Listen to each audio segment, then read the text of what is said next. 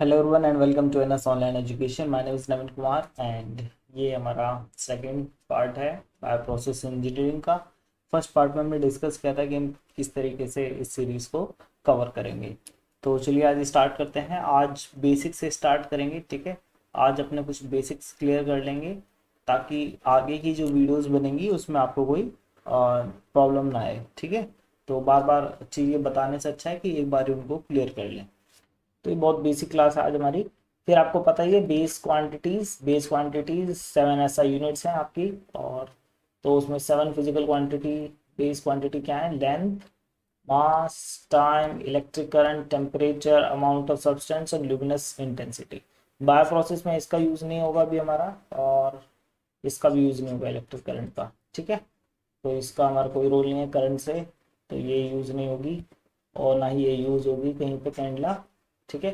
ये बहुत ज़्यादा इम्पॉर्टेंट है ये वाली अमाउंट ऑफ सब्सटेंस। इसका रोल बार बार आएगा और सब जगह दिखाई देगी आप लोगों को। ग्राम मोल, ठीक है। ये क्या बताती है? Amount of substance. इसको किससे रिप्रेजेंट करते हैं? इसकी डायमेंशन सिंबल देख लीजिए, क्या है? Capital M. ये आपको पता होना चाहिए। टेम्परेचर का देख लीजिए सिंबल, ठीक है। और टाइम और लेंथ, मास, टाइम का तो आपको पता ही होगा, ठीक है। यूनिट आपको पता ही है, मीटर, किलोग्राम, सेकंड ऐसा यूनिट्स हैं। ये टेम्परेचर की केल्विन ऐसा यूनिट है, और अमाउंट ऑफ सब्सटेंस की जो ऐसा यूनिट है दैट इज ग्राम मोल या फिर मोल, ठीक है। दोनों बातें आप कह सकते हैं, कोई दिक्कत नहीं है। और दो सप्लीमेंट्री यूनिट्स होती हैं इसमें। प्लेन एंगल होता है, सॉलिड एंगल होता है, हमारे किसी यूज का नहीं है, ठीक है। बस इसको याद रखिए, जो प्लेन एंगल है उसको, उसकी जो ऐसा यूनिट है वो क्या है? रेडियन। रेडियन यानी कि पाई। आपको पता है पाई इक्वल्स टू कितना होता है? 180 डिग्री। तो ये डिग्री है यूनिट एंगल की, और यहाँ पे जो इसकी यूनिट है वो क्या है? रेडियन है, ठीक है। तो ये चीज आपको पता चल गई। मेन है यहाँ पे डायमेंशन। डायमेंशन और यूनिट से रिलेटेड क्वेश्चन आपके गेट एग्जाम में पूछे जाते हैं, ठीक है। तो ये यूज में आएगी ये चीजें सब, ठीक है। तो आपको डायमेंशन बताना आना चाहिए, जैसे कि वेलोसिटी की डायमेंशन है। तो वेलोसिटी की डायमेंशन कैसे बताएंगे? वेलोसिटी के फॉर्मूले से। वेलोसिटी का फॉर्मूला क्या है? Mass by sorry distance upon time. तो इसका फॉर्मूला है डिस्टेंस अपॉन टाइम। डिस्टेंस की यूनिट होती है मीटर, तो उसको हम मीटर लिख सकते हैं ऊपर। टाइम की यूनिट होती है सेकंड, तो उसको नीचे लिख सकते हैं। दैट मीन्स यूनिट हो गई मीटर पर सेकंड, ठीक है। इसकी फिर डायमेंशन बतानी होगी। तो डायमेंशन क्या आएगी? इसकी डायमेंशन आएगी, मीटर किसको रिप्रेजेंट कर रहा है? तो मीटर आपका रिप्रेजेंट कर रहा है लेंथ को, तो इसके लिए एल। और ये किसको रिप्रेजेंट कर रहा है? टी को, टाइम को। तो उसका मतलब आएगा एल टी। और टी की पावर यहाँ पे आप देख सकते हैं, ये -1 है तो यहाँ पे -1 लिख दीजिए। तो ये आ गया एल टी -1। ये आपको पता ही है सारी चीज़ें, बस एक बार आपको दिखा दिया, ठीक है। तो अमाउंट ऑफ सब्सटेंस पे हमारा थोड़ा फोकस रहेगा, इसको अच्छे से बताएंगे बाद में। फिर ये आपकी ड्राइव्ड डायमेंशनल और डायमेंशनलेस क्वांटिटी तो अभी आगे आएंगी, और मतलब इसमें है भी डायमेंशनलेस क्वांटिटी, जैसे पार्टीशन कोएफिशिएंट है। तो जिसकी कोई डायमेंशन नहीं है, इसलिए यहाँ पे 1 लिखा हुआ है, 1 से रिप्रेजेंट किया गया है, ठीक है। ये एटॉमिक वेट, इसकी कोई डायमेंशन नहीं है, इसलिए इसको 1 से रिप्रेजेंट किया, क्योंकि ये रिलेटिव एटॉमिक मास होते हैं। Relative atomic mass carbon, C12 carbon का 1/12 वेट, ठीक है, उसके कंपैरेटिवली जो है मेजर किया जाता है। फिर ये आपका डिस्ट्रीब्यूशन कोफिशिएंट 1 है, इफेक्टिवनेस फैक्टर 1 है, एफिशिएंसी 1 है। तो ये सब क्या है? डायमेंशनलेस क्वांटिटी है। स्पेसिफिक ग्रेविटी हो गया, शियर स्ट्रेन हो गया, तो ये सब जो है इनकी कोई डायमेंशन नहीं है, इसलिए यहाँ पे 1 से रिप्रेजेंट किया है। एक्सेलरेशन आपको पता है LT-2, और इससे आपको पता है यूनिट बता सकते हैं क्या होगी? मीटर पर सेकेंड स्क्वायर। एंगुलर वेलोसिटी की क्या है यूनिट? -1। ये एंगुलर वेलोसिटी है, ठीक है, ये नॉर्मल वाली वेलोसिटी नहीं है। एरिया आपको पता है, metre into metre, metre square होता है। Length into breadth. कंसंट्रेशन, ये जो कंसंट्रेशन है ये किसका फॉर्मूला है? ये किसकी डायमेंशन है? ये मोलैरिटी की डायमेंशन है। मोलैरिटी क्यों है ये मोलैरिटी की डायमेंशन? क्योंकि यहाँ पे n लिखा हुआ है। तो मोलैरिटी की जो डायमेंशन होने दी है वो है n/l का क्यूब। n किसको रिप्रेजेंट कर रहा है? मोल्स को। तो number of moles divided by L का क्यूब किसको रिप्रेजेंट करता है? वॉल्यूम। तो वॉल्यूम इन लीटर्स। तो नंबर ऑफ मोल्स और volume in litre, that is the formula of molarity. As simple as that, ठीक है। तो इसीलिए इसकी जो डायमेंशन है दैट इज NL का क्यूब। और इसकी यूनिट क्या होगी? इसकी यूनिट होगी, n किसको रिप्रेजेंट करता है? मोल को रिप्रेजेंट करता है, तो मोल पर लीटर का क्यूब। इस तरीके से आप इसको लिखते हैं, ठीक है। ई नहीं लगाते हैं कई बार, और ग्राम मोल पर लीटर क्यूब भी लिख सकते हैं, कोई प्रॉब्लम नहीं है। और चाहें तो आप इसको कैपिटल एम से भी रिप्रेजेंट कर सकते हैं। तो आप ये कह सकते हैं 1 कैपिटल एम इक्वल्स टू 1 मोल पर लीटर क्यूब। ठीक है, तो ये कैपिटल एम से भी रिप्रेजेंट करते हैं। ये आप इसका जैसे 1 न्यूटन है, इसी तरीके से 1 मोलैरिटी के लिए कैपिटल एम भी यूज किया जाता है। ये सिंबल बहुत जरूरी है, क्योंकि कई बार क्या होता है ना एग्जाम में जब क्वेश्चन आता है तो उसमें क्या है वो बताते नहीं है कभी कभी कि आखिर वो किस चीज़ के जो वैल्यू लिखी है वो किस चीज़ की वैल्यू लिखी है। उन्होंने लिख दिया वहाँ पे 30 एम, आपको पता ही नहीं है क्या। ठीक है, और कई बार वो लिख देंगे 30 मोल, अब पता नहीं चल रहा है कि मोल है मोलैरिटी क्या है, पता नहीं चल रहा कुछ। ठीक है, तो उसके केस में आपको ये चीज़ें पता होनी चाहिए कि किसकी यूनिट क्या होती है, ये बहुत इंपॉर्टेंट है। ठीक है, और तो कई बार वो गलत रिप्रेजेंटेशन भी कर देते हैं यूनिट्स का। तो अगर आपको पता है कि वो किस चीज़ के बारे में बात कर रहे हैं तो आप अपने माइंड से भी करेक्ट आंसर वहाँ पे दे सकते हैं। ठीक है, तो ये सारी चीज़ें आपको डायमेंशन मेन आपको पता होना चाहिए कि किस तरीके से फाइंड आउट करनी है। अभी थोड़ी प्रैक्टिस भी करेंगे इस चीज़ की, फिर ये आपकी डायमेंशन लेस नंबर आ गए हैं, और या फिर डायमेंशन लेस वेरिएबल कह सकते हैं आप इसको। ठीक है, और ये क्या है आपके, ये नंबर बहुत इंपॉर्टेंट रोल प्ले करेंगे आपके बायो प्रोसेस के अंदर। तो इनके ऊपर मैं एक अलग से वीडियो बनाऊंगा कि आपका ये जो रेनॉल्ड्स नंबर हो गया जैसे कि, ठीक है, और इसके बाद आपका ये Schmidt number, Prandtl number, Sherwood, Peclet, Nusselt, Grashof, power number, इनके ऊपर क्या है एक अलग से मैं वीडियो बनाऊंगा, वहाँ पे इनको अच्छे से एक्सप्लेन करेंगे इजी तरीके से। ठीक है, तो ये क्या है डायमेंशन लेस नंबर है, यानी कि इनकी भी कोई डायमेंशन नहीं है। आप चाहे तो इस रेनॉल्ड्स नंबर की ये फॉर्मूला तो आपने पहले से पढ़ा हुआ है, आप इसकी डायमेंशन फाइंड आउट करने की कोशिश कीजिए और इसकी यूनिट निकालने के लिए कोशिश कीजिए। यूनिट कैसे निकालेंगे, ये जो बाकी जितनी भी चीज़ें इसके अंदर दी हुई हैं उन सब की यूनिट पुट कीजिए और कैंसिल करिए प्लस माइनस जो भी होता है, और उसके बाद देखिए आपका आंसर क्या आता है। ये बहुत इंपॉर्टेंट है। ठीक है, और ये बार बार आपको इसकी बहुत ज़रूरत पड़ेगी। ठीक है, ये बहुत हेल्प करता है। ठीक है, ये आपको पता होने चाहिए, अगर आपको ये याद नहीं है तो इसको याद कर लीजिए, याद है तो बहुत अच्छी बात है। ठीक है, इसका मतलब 10⁻⁻1 का मतलब होता है डेसी, अगर कहीं पे भी प्रीफिक्स ऐसा डी लिखा हो, ठीक है, किसी यूनिट के साथ, किसी भी यूनिट के साथ लगाए जा सकते हैं सब चीज़ें। ठीक है, तो अगर किसी के साथ आपको ये दिखाई देता है दैट मीन्स वो डेसी का मतलब है 10⁻⁻1।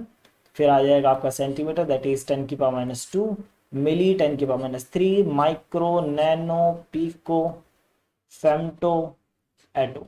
ठीक है, 10⁻18, इससे नीचे कहाँ जाएंगे। ठीक है, और फिर आपका ये इसी तरीके से यहाँ पे आप देख सकते हैं डेका, डेका मतलब 10 के, ये अब ये आपका ये -1 था तो ये +1, और यहाँ पे हेक्टो आ जाता है 10⁻2, ये एरिया के लिए यूज होता है हेक्टेयर वगैरह। किलो, किलो 10⁻3, मेगा, गीगा, टेरा, पेटा, हेक्सा। जैसे आपको पता है ना कि जो फ़ोन वगैरह में मेमोरी होती है, लैपटॉप में मेमोरी होती है, तो वो किस में होती है बाइट। ठीक है, बाइट्स में होती है ना। फिर आपका आ जाता है केबी, किलोबाइट। ठीक है, और किलोबाइट में पहले इमेजेस होती थी, केबी अब तो अब तो अच्छे अच्छे कैमरे आ गए हैं, तो फोटो का साइज इंक्रीज हो गया, अच्छा में जितना ज़्यादा मेगापिक्सल होगा उतना ही ज़्यादा फोटो का साइज होगा, तो वो एमबी में आने लगी हैं फोटो। ठीक है, ये फोटो अब जो कैप्चर होते हैं वो एमबी में होती हैं, सॉन्ग्स वगैरह एमबी में होते हैं। फिर आपको पता है जो 1 GB के मेमोरी कार्ड आते थे तो जीबी। ठीक है, और फिर और क्या आपका टेरा, आजकल टेरा हार्ड डिस्क आने लगी है, टेराबाइट हार्ड डिस्क। ठीक है, 1 TB हार्ड डिस्क में कितने होंगे, 1000 GB होंगे आपके। ठीक है, तो ये लैपटॉप में आजकल आने लगे 1 TB, 1 TB से ज़्यादा आ रहे हैं, 2 TB वगैरह। फिर अगर इससे ज़्यादा आएगा, एक टाइम आएगा जब आपके पास मार्केट में ये पेटाबाइट की हार्ड डिस्क अवेलेबल हो जाएंगी, और एक्साबाइट कुछ ज़्यादा ही हो जाएगा। ठीक है, क्लियर है, यहाँ तक कोई आप लोगों को डाउट नहीं होगा। उसके लिए टेक्नोलॉजी एडवांसमेंट कुछ ज़्यादा ही होगा उस टाइम तक, तब ये पॉसिबल हो पाएगा। अभी जो है बड़े बड़े सुपर कंप्यूटर वगैरह में ये एक्साबाइट वगैरह सब वहाँ पे यूज़ किए जाते हैं। क्लियर, आई होप ये आपको स्लाइड ये आपको याद कर लेने हैं, या इनके सिंबल्स हैं, सिंबल आपको सब पता होना चाहिए। ठीक है, तो ये एक बच्चों आपका क्वेश्चन है डायमेंशनल होमोजेनिटी पे। ठीक है, इसको हमें सॉल्व करेंगे। डायमेंशनल होमोजेनिटी का प्रिंसिपल ये कहता है कि जो आपकी लेफ्ट हैंड साइड डायमेंशन होगी वही डायमेंशन क्या होगी आपकी राइट हैंड साइड भी होगी। ठीक है, तो इसी होमोजेनिटी के प्रिंसिपल को यूज करके हमें क्या फाइंड आउट करना है, हमें यहाँ पे फाइंड आउट करना है using the principle of dimension of what are the dimension of term this. तो हमें ये जो वी टर्म है इसका हमें डायमेंशन आपको बताना है कि इसका डायमेंशन क्या होगा, ठीक है। तो बाकियों का दिया हुआ है, जैसे लैम्डा की यूनिट दी हुई है, क्या दी हुई है, माइक्रोमीटर, और एप्सिलॉन का दिया हुआ है। तो लैम्डा इक्वल्स टू क्या दिया हुआ है, माइक्रोमीटर। माइक्रोमीटर दैट मीन्स ये किसको रिप्रेजेंट कर रहा है, लेंथ को रिप्रेजेंट कर रहा है, तो इसकी डायमेंशन क्या हो गई, एल। एप्सिलॉन की बात करते हैं तो एप्सिलॉन जो है उसकी दी हुई इन्होंने वाट पर किलोग्राम, ठीक है, वाट पर किलोग्राम इन्होंने बताया है। Energy dissipation per unit mass, तो पर यूनिट मास यानी कि पर किलोग्राम। इसको हमें डायमेंशन निकालनी है, तो इसको डायमेंशन निकालने के लिए आना चाहिए, इसलिए मैंने बताया देख लेना डायमेंशन कैसे फाइंड आउट करते हैं। अब ये वाट है, तो मुझे भी सारी चीज़ों की याद नहीं रहती, लेकिन मुझे पता है कैसे निकालना है। तो क्योंकि ये एनर्जी की बात करते हैं, एनर्जी की यूनिट होती है वाट, तो एनर्जी होता है वर्क डन के बराबर, और वर्क डन होता है फोर्स इंटू डिस्प्लेसमेंट के बराबर, ठीक है। तो फोर्स की यूनिट मुझे पता है क्या होती है, फोर्स की यूनिट होती है kilogram metre per second square, और ये आपका डिस्प्लेसमेंट है, डिस्प्लेसमेंट मीटर में होता है, लेंथ, तो ये आ गया kilogram metre square second minus square. अगर आपको पता है इसकी डायरेक्शन डायमेंशन एनर्जी की तो बहुत ही अच्छी बात है। तो यहाँ से मैंने निकाल ली है ml2 T-2, ठीक है। तो मैं इसको यहाँ पे लिख सकता हूँ ml2T-2, और यहाँ पे किलोग्राम तो आपका क्या है, मास है, तो मास की क्या है, -1, तो -1 और +1 कितना हो जाएगा, 0 हो जाएगा, तो यानी कि आ गया L2T-2।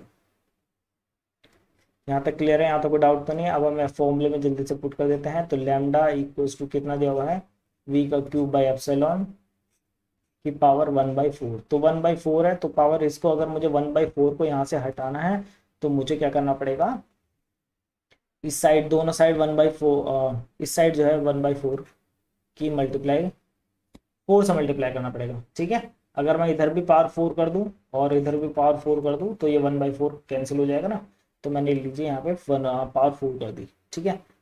इसके बाद हमारे पास क्या बचा, ये बचा v³/ε, बट हमें तो v निकालना है, तो यहाँ से v³ इक्वल्स टू लैम्डा की पावर 4 एप्सिलॉन, और यहाँ से क्यूब भी हटाएंगे तो यहाँ पे अंडर रूट करना पड़ेगा, अंडर रूट क्यूब दोनों तरफ, तो उससे क्या आ जाएगा, ये आ जाएगा लैम्डा की पावर 4 एप्सिलॉन, और इसका आ जाएगा की पावर -3, ओ सॉरी, ये आ जाएगा पावर 1/3। अब ठीक है, क्लियर, यहाँ तो कोई डाउट नहीं मुझे।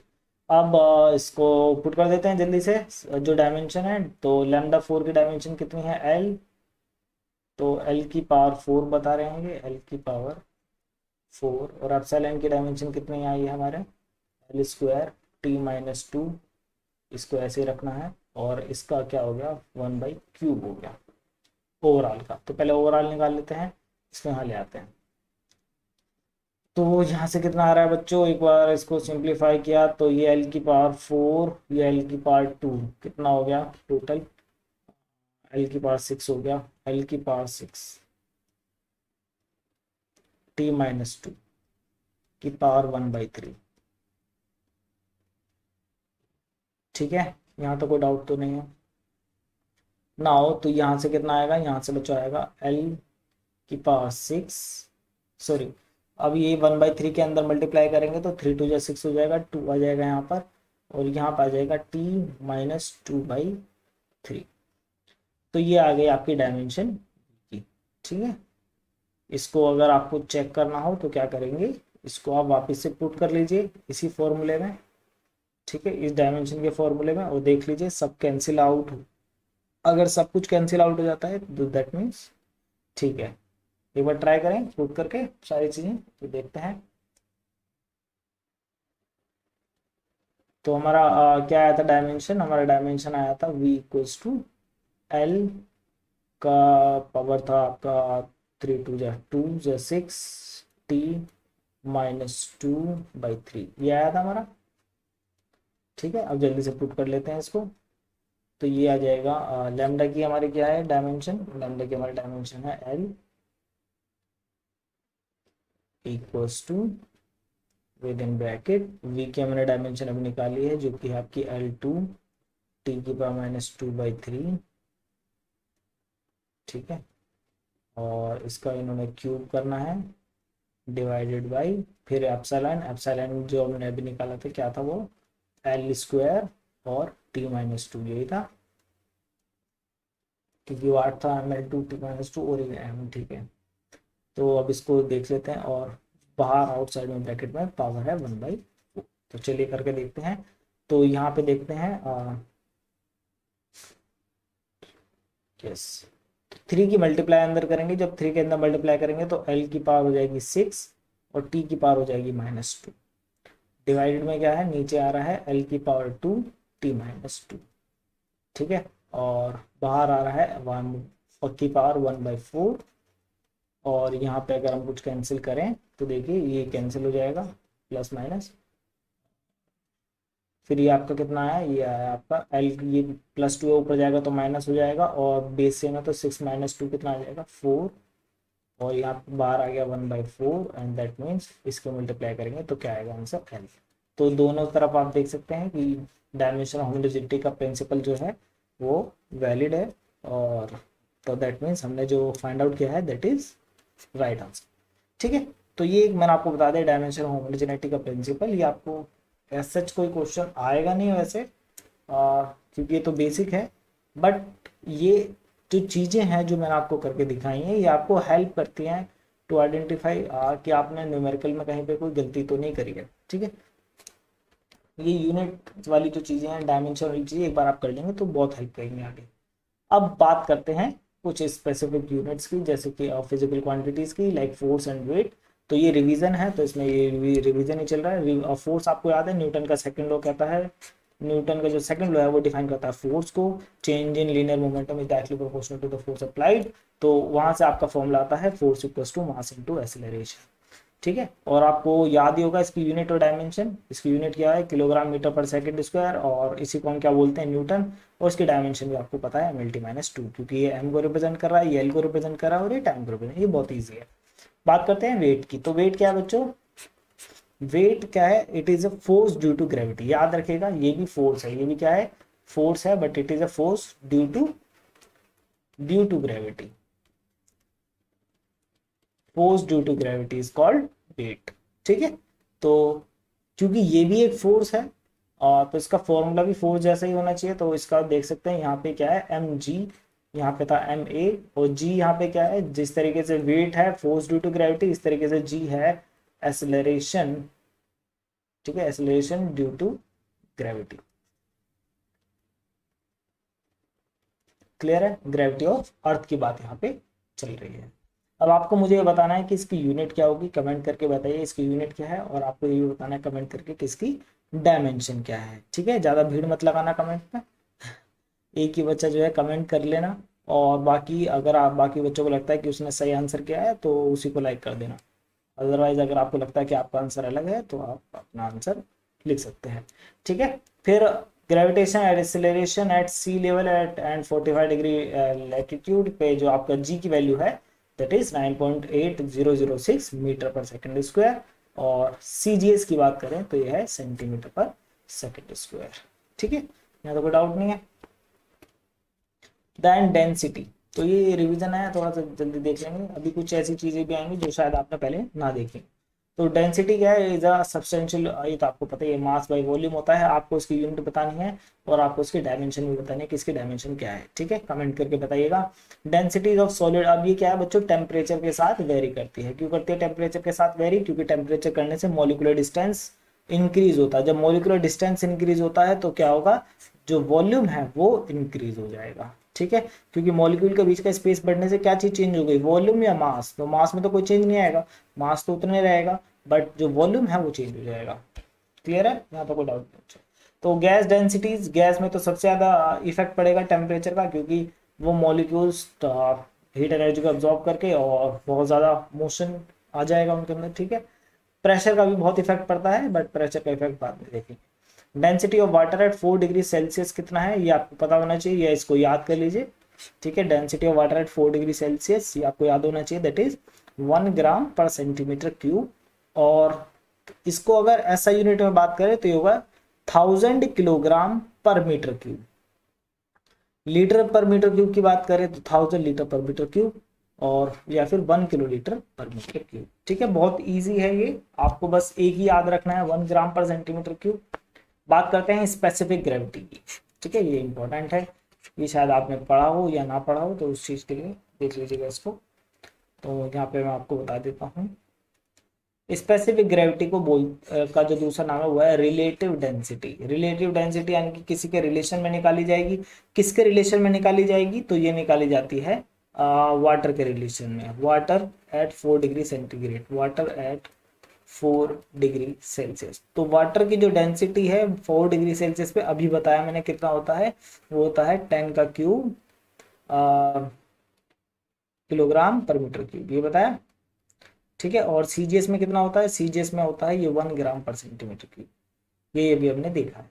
ठीक है, नाउ तो रिलेटिव डेंसिटी इसके रिलेशन में निकाली जा रही है। जैसे कि एक एग्जांपल लेते हैं, मरकरी जो है उसकी डेंसिटी होती है 13.6 इंटू 10 की power 3 kilogram per metre cube. अब आपको क्या है, इसकी रिलेटिव डेंसिटी निकालनी। रिलेटिव कैसे निकालेंगे? जिसके रिलेशन में निकालने हैं हमें चीजें, उससे डिवाइड कर देते हैं। तो 13.6 इंटू 10 की power 3 kilogram per metre cube divided by 13.6 sorry 13.6 water की डेंसिटी 4 डिग्री सेल्सियस पे कितनी है? 10 की power 3 kilogram per metre cube. तो दोनों को अब हम कैंसिल कर देते हैं, और जब इस दोनों को कैंसिल करते तो 10 की पावर 3 से 10 की पावर 3 कैंसिल, किलोग्राम से किलोग्राम कैंसिल, मीटर क्यूब से मीटर क्यूब कैंसिल। अब साथ में जब भी आप कैलकुलेशन करें तो यूनिट को भी कैंसिल करना शुरू कीजिए। ठीक है, ये आपको आगे बहुत हेल्प करेगा। तो आंसर कितना आया? 13.6। तो ये 13.6 क्या है? ये रिलेटिव डेंसिटी है मरकरी की। किसके रिलेटिव में है? वाटर के रिलेशन में है, वाटर एट 4 डिग्री सेल्सियस। ठीक है, यहाँ तो कोई डाउट नहीं है आप लोगों को, ये क्लियर हो गया। अब देखिए एक चीज बताता हूँ, ये जो आपका आंसर आया है 13.6, ये क्या है? रिलेटिव डेंसिटी है मरकरी की विद रिस्पेक्ट टू वाटर। अगर मुझे रिलेटिव डेंसिटी से इसकी डेंसिटी बतानी है तो मुझे सिर्फ क्या करना है? मल्टीप्लाई करना है 10 की पावर 3 से। तो 10 की पावर 3 से मल्टीप्लाई करूंगा तो ये क्या मुझे मिल जाएगा? ये मुझे मिल जाएगी इसकी जो डेंसिटी होती है। ठीक है, और अगर मुझे इसे सीजीएस में कन्वर्ट करना है तो मुझे मल्टीप्लाई करने की भी जरूरत नहीं है, मैं डायरेक्ट इसको लिख दूंगा 13.6 ग्राम सेंटीमीटर क्यूब, ग्राम पर सेंटीमीटर क्यूब। ठीक है, तो सीजीएस में मुझे कुछ मल्टीप्लाई करने की जरूरत नहीं, क्योंकि सीजीएस में जो वाटर की डेंसिटी है वो 1 होती है, तो यहाँ पे हमने मल्टीप्लाई 1 से किया है, और किलोग्राम में इसकी 10 की पावर 3 होती है। ठीक है, आई होप आपको ये चीज समझ में आएगी। दैट मीन्स अगर आपको किसी की भी डेंसिटी, रिलेटिव डेंसिटी दी है, क्या दी है? रिलेटिव डेंसिटी दी है या स्पेसिफिक ग्रेविटी दी है, और आपको डेंसिटी पता करनी है, तो आपको कुछ नहीं करना, आपको बस 10 की पावर 3 से मल्टीप्लाई करना है। ठीक है, कोई डाउट तो नहीं है यहाँ पे? आई होप आपको ये सारी बातें क्लियर हो गई होंगी। अब आपको मुझे एक क्वेश्चन, आपको एक आंसर करना है क्वेश्चन का। एक क्वेश्चन ये है कि वाटर की डेंसिटी, वाटर की जो डेंसिटी है वो मैक्सिमम किस टेम्परेचर पे होती है, किस प्रेशर पे होती है? मतलब दोनों एक साथ है, टेम्परेचर और प्रेशर एक ही कंडीशन पे आपको बताना है कि किस टेम्परेचर, किस प्रेशर और किस स्टेट यानी कि आपका आइस पे, लिक्विड पे, गैस पे, कि वाटर की वो कौन सी स्टेट है और जिसपे जो वाटर है उसकी डेंसिटी मैक्सिमम होती है। तो आपको 3 क्वेश्चन आंसर करने हैं कि वो क्या टेम्परेचर है, प्रेशर है और स्टेट है जिसपे वाटर की डेंसिटी मैक्सिमम होती है। क्या ऐसा कोई दूसरा पॉइंट भी पॉसिबल है जिसपे वाटर की डेंसिटी मैक्सिमम हो, या फिर एक ही ऐसा पॉइंट पॉसिबल है जिसपे वाटर की डेंसिटी मैक्सिमम हो सकती है? For a pair of temperature and pressure, यानी कि किसी, ये आपको बताना है कि टेम्परेचर और प्रेशर, कि किसी एक पेयर ऑफ टेम्परेचर प्रेशर के लिए आपका वो फिक्स है कि मतलब वाटर डेंसिटी उसी टेम्परेचर प्रेशर पे मैक्सिमम हो सकती है, किसी और टेम्परेचर प्रेशर पे भी क्या वो मैक्सिमम हो सकते हैं, ये आपको मुझे बताना है। ठीक है, आई होप ये आप समझ गए होंगे, तो इसका आंसर करने की कोशिश कीजिएगा। तो जैसे कि यहाँ पे एक रिप्रेजेंटेशन दिया हुआ है बच्चों स्पेसिफिक ग्रेविटी ऑफ इथेनॉल का, दैट इज 0.789। तो यहाँ पे देख सकते हैं ऊपर 20 डिग्री सेल्सियस लिखा है, नीचे 4 डिग्री सेल्सियस लिखा है। नीचे जो 4 डिग्री सेल्सियस है वो ये बता रहा है कि वाटर की डेंसिटी जो 4 डिग्री सेल्सियस पे है उसके रिलेटिव ये डेंसिटी फाइंड आउट की गई है। तो ये वाटर के रिलेटिव बता रहा है कि ये वाटर के रिलेटिव है, वाटर एट 4 डिग्री सेल्सियस। और ये जो 20 डिग्री सेल्सियस है ये बता रहा है कि इथेनॉल जो है उसकी डेंसिटी 20 डिग्री सेल्सियस पे है ये, ठीक है। तो 20 डिग्री सेल्सियस में के रिलेटिव में निकाली गई थी। तो 0.789 से अगर हमें फाइंड आउट करना है इसकी डेंसिटी, तो मुझे कुछ नहीं करना, जैसे मैंने आपको बताया मल्टीप्लाई कर दीजिए किससे, 10 की पावर 3 से, ये आ जाएगा 789 किलोग्राम पर मीटर क्यूब। और अगर सीजीएस में कन्वर्ट करना है तो सीजीएस के लिए मुझे कुछ भी नहीं करना, बस ये लिख देना है 0.789 ग्राम पर सेंटीमीटर क्यूब, ठीक है। आई होप ये सारी चीजें क्लियर हो गई। अब आपको मुझे बताना है कि स्पेसिफिक ग्रेविटी की डायमेंशन क्या है, इसकी यूनिट और डायमेंशन आपको बतानी है स्पेसिफिक ग्रेविटी की। और ये है फिर आपका स्पेसिफिक वॉल्यूम। स्पेसिफिक वॉल्यूम आपका कुछ नहीं है, ये इनवर्स ऑफ डेंसिटी है, आप फॉर्मूला देख सकते हैं, वो मास बाय वॉल्यूम होता है, ये वॉल्यूम बाय मास होता है, ठीक है। आपको इसकी भी डेंसिटी, इसकी भी यूनिट और डायमेंशन बतानी है। ये आपका फिर आपके लिए एक प्रैक्टिस क्वेश्चंस है, आप इनको प्रैक्टिस कर लीजिएगा, ठीक है। और आंसर कीजिएगा यहाँ पे इसके कमेंट सेक्शन में, बताइएगा आपका आंसर क्या है, और बाकी भी अपना आंसर जो है उससे मैच कर लेंगे, ठीक है। तो फर्स्ट क्वेश्चन है डेंसिटी और specific gravity. The specific gravity of nitric acid दिया हुआ है, ये आपका जो भी बताया। What is the density at 20 degree Celsius, तो 20 पे ये आपको दिया हुआ है, कोई परेशानी वाली बात नहीं है। In kilogram per metre cube, अभी सीखा है कि किस तरीके से किलोग्राम पर मीटर क्यूब में निकालते हैं। What is the molar specific volume, अब स्पेसिफिक वॉल्यूम की बात कर रहा है ये, स्पेसिफिक वॉल्यूम, तो स्पेसिफिक वॉल्यूम आपको पता है क्या होता है, वॉल्यूम बाय मास, ठीक है। बट यहाँ पे क्या है, ये इसने बोला है मोलर, ठीक है। इसको चाहे तो अभी आगे थोड़ा एक्सप्लेन कर देंगे, या फिर आप अपने आप से भी निकाल सकते हो, उसमें कोई बड़ी बात नहीं है। यहाँ पे आपको मोल्स में बताना है एक्चुअली, ठीक है। नेक्स्ट है the volumetric flow rate of carbon tetrachloride in a pipe. तो यहाँ पे फ्लो रेट दिया हुआ है 50 सेंटीमीटर पर मिनट, और द डेंसिटी दी हुई है ये आपको 1.6 ग्राम पर सेंटीमीटर। मास फ्लो रेट बताना है। फ्लो रेट, जब भी फ्लो रेट की बात आएगी तो यहाँ पे डिवाइड में यहाँ पे आपका टाइम आएगा, आपको कुछ भी नहीं करना है, बहुत इजी क्वेश्चन है ये। और यहाँ पे मोलर फ्लो रेट, ये दो चीज आपको बतानी है, मास फ्लो रेट और molar flow rate. Mass flow rate में आपको यहाँ पे अभी देखिए मोलर वाले तो आप अभी नहीं कर पाएंगे, अभी मोल वाला भी आगे आएगा, तो एक बार मोल का कॉन्सेप्ट समझ में आ जाएगा तो आप उसको यहाँ पे पुट कर पाएंगे, ठीक है। तो लेकिन मास वाला आप कर सकते हैं, आपको पता है कि डेंसिटी इक्वल्स टू क्या होता है, मास बाय वॉल्यूम। डेंसिटी दी है इन्होंने, ये दी हुई है यहाँ पे डेंसिटी, ठीक है। तो ये वॉल्यूम दिया हुआ है, ये वॉल्यूम कितना है 50 सेंटीमीटर क्यूब पर मिनट को एज इट इज रहने दीजिए। बस आपको क्या करना है, अगर इसने मास फ्लो रेट पूछ रहा है तो आपको ये पता लगाना है कि जो 50 सेंटीमीटर क्यूब है इसका मास कितना है। एक पाइप है जिससे जो है ये 50 सेंटीमीटर क्यूब वाटर है, ये मान लीजिए एक वाटर कॉलम है, और इस वाटर कॉलम जो है इसके लिए है 50 सेंटीमीटर क्यूब का, ये 1 मिनट में पास हो जा रहा है पर मिनट, ठीक है। 1 मिनट इसको लगता है पास होने में, किसको, 50 सेंटीमीटर क्यूब वाटर को। क्लियर है, ये है इसका mass flow rate, volumetric flow rate, क्योंकि यहाँ पे एक 50 सेंटीमीटर क्यूब किसको रिप्रेजेंट कर रहा है, वॉल्यूम को। अगर मैं आपसे पूछूं कि मास फ्लो रेट बताओ, तो मुझे क्या करना है, इसी का ही, ये जो 50 सेंटीमीटर क्यूब है यही तो फ्लो कर रहा है 1 मिनट में, तो मुझे इसी का ही मास निकालना। अगर मैं इसका मास फाइंड आउट कर लूँ तो मुझे क्या मिल जाएगा, मास इंटू पर मिनट। तो इतना मास क्या है, यही जो कॉलम है, इतना ही वॉल्यूम 1 मिनट में मूव कर रहा है, और इतना ही मास भी तो 1 मिनट में मूव कर रहा है। दैट मीन्स मुझे इस वॉल्यूम को से मास फाइंड आउट करना है। अगर मुझे मास मिल जाएगा तो मेरा मास फ्लो रेट भी मुझे मिल जाएगा, ठीक है। और मास कैसे निकलेगा, तो मुझे एक ऐसा रिलेशन चाहिए वॉल्यूम और मास के बीच में, और वो हमें कहाँ से मिलता है, डेंसिटी से मिलता है, और डेंसिटी यहाँ पे ऑलरेडी गिवन है। कोई डाउट यहाँ तक, ठीक है, बहुत इजीली हो जाएगा ये क्वेश्चन। मोलर के लिए क्या है, मोलर के लिए हमें ये जो मास आया है, मास से हमें ये फाइंड आउट करना है कि इसके कितने मोल्स हैं, मोल्स पर मिनट हमें फाइंड आउट करना है कि कितने मोल्स इस मास के अंदर, कितने मोल्स हैं, किसके मोल्स हैं, CCl4 के, कार्बन टेट्राक्लोराइड के, ठीक है। अगर इसके हमें मोल्स मिल जाएंगे तो निकल जाएगा। इसी